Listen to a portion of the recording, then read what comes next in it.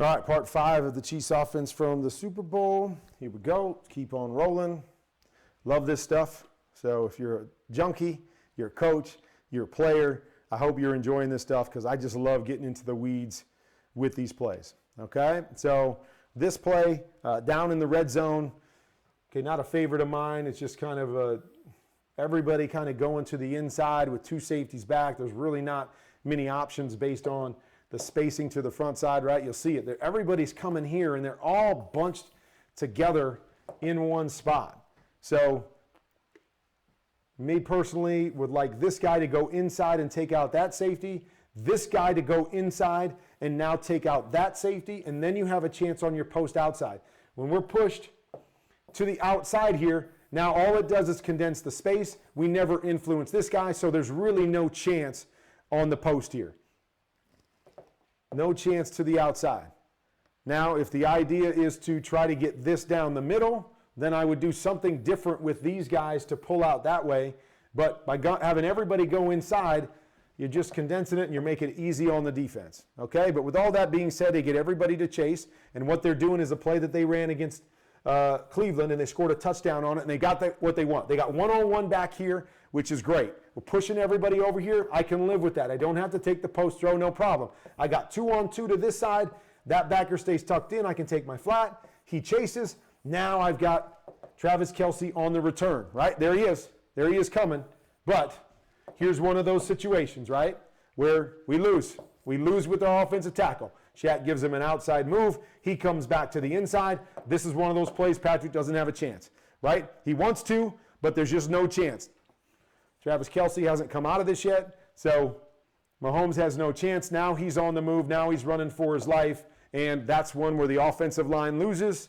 Okay, we've got what we want. We've got an opportunity coming, but we're too late because the pressure, and we get beat too quick up front. And this was all day long. Was it design? Was it Patrick not seeing the field? Was it him being impatient? Was it offensive line?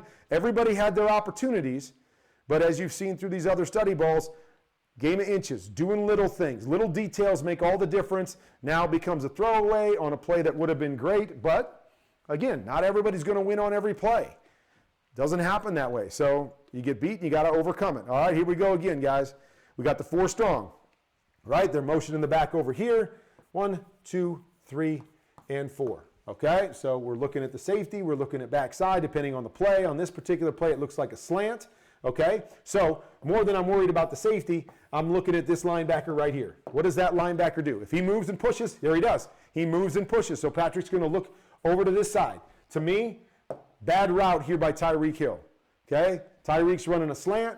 He goes here, lets the defender push him, and then he comes as a lazy slant here, as you can see. And what is that? Like, he's falling there, and the defender's right on top of him, and it's not very good. To me, you beat him inside, then push vertical. When you push vertical, this guy's got to play catch up. Now you separate on the slant. If you just make the move inside and then fall inside, this guy does the same thing. He gets on your hip, and he just falls inside of you. You got to set him vertical, and if he sets him vertical and then comes off of this, you tell me. That's where Patrick's looking. Does he have a shot there? But he comes off slow and lazy, and then he stops right there. I don't know why he's stopping. And again, maybe it's not a slant route. Maybe I'm messed up. But with him looking inside, it sure looks like a slant route. Or I would have liked a slant route. We get this guy to move over. Then we take it to that side, and we've got it. But all screws it up, but that's okay. We got corner off over here, right? Even though this guy's coming over, we've got hook, we've got swing. So we've got options. We can go here. This guy's coming hard, okay? Number 2 defender is getting depth right there. So we're going to have one of these guys as well if he doesn't hit the first one. So he works back off of not liking the front side. He gets back to the hook. Boom, we'll take that. We'll take that, right? And you see this here? He's going to match there. Probably going to have that one as well if you keep working through your route. But to me, more details on the backside. Patrick's trying to get there. Got the look that he wants. Pushed over. Better route right there. Gives us a better chance to be successful. But he works through it nicely and gets to the next guy and gets to his completion, and we're in good shape. Okay?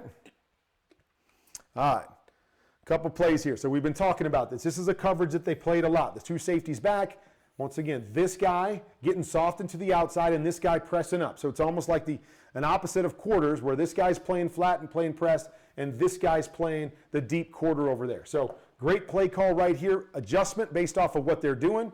Tyreek Hill work in the middle, holding that guy off. This guy's getting deep and outside and we're going to run a hook right there. So if he went to that side, there's the throw right there. We got what we want and that's a great play to run against what Tampa was doing. So you see it right there. That's an easy completion if he goes to that side.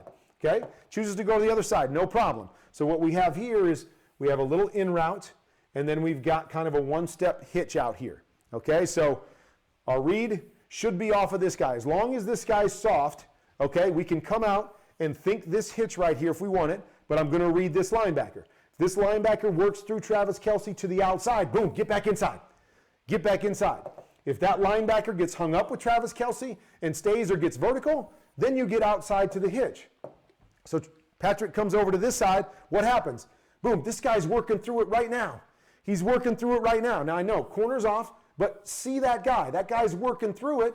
You can come back to this, but Travis Kelce to me is the throw right there.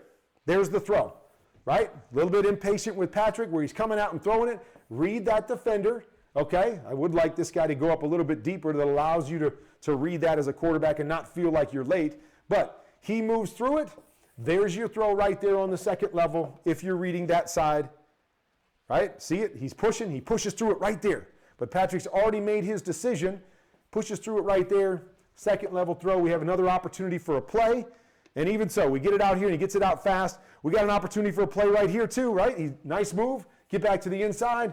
But just like all night, slips, falls, no gain right there on something that should have been a gain one way or another because we have options all over the board. Okay.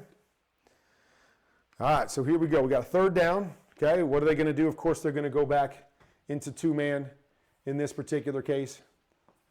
All right, and so in this particular look, we're going to have man and man. We're going to run a pivot route, which is start in and go out. Travis is going to try to stick in here, and he's going to end up running a corner route over here, or he wants to run a corner route. But problem is he slips and falls right there, which kills everything. But as a quarterback, you get two-man like this, okay, you got to read underneath to over the top. You can't decide where you're going to go first, especially if this one's coming out quicker, right? The quicker route you have to read first. If he's running a pivot in and out, and you try to read this and hold on this and then try to get back to this, you're going to be late on that every time. So this particular play, because of how they're running it, pivot, corner, it needs to be read 1 under, 2 over. So Patrick should be over to this side, throwing it right there to Tyreek Hill. He beats him. He's coming out of it. It's 3rd and 7. You see it. He's going to have to gain some yards after the catch, but okay, I'm going to give it to my playmaker. He's got this guy going inside. Give it to him right here and see what he can do with it. Okay, instead, he's looking at Travis right off the bat. Travis falls down. He gets impatient. Didn't have a plan going to the next guy. Now he's sliding. Now he's moving. Now Shaq Barrett once again is chasing him down, and we're creating negative plays. But you see it right there? Right there. He's coming out of it. We get it to him right there, and we got the ball on him. That guy's got to make a tough tackle in space. We got to live with that, but we've got to read under to over based on the quickness of the routes, when the route comes off, and the timing of that route. Instead, we don't do that. We try to make a play late, and once again, we're late, we're waiting, we're running away. We give them a chance to recover on it. They knock the play down, drive ends on that particular play. So you see it. We're going to keep going. We're going to keep going through all the pass plays, but you see it time and time again. Little details, whether it's quarterback, whether it's play design, whether it's receivers, whether it's the offensive line. You don't win Super Bowls when you have mistakes after mistakes or details that are off or not as sharp. You're not on the top of your game. You're not going to beat a defense that plays great football or a Tom Brady in the Super Bowl. It just doesn't happen, and that's exactly where the Chiefs struggled.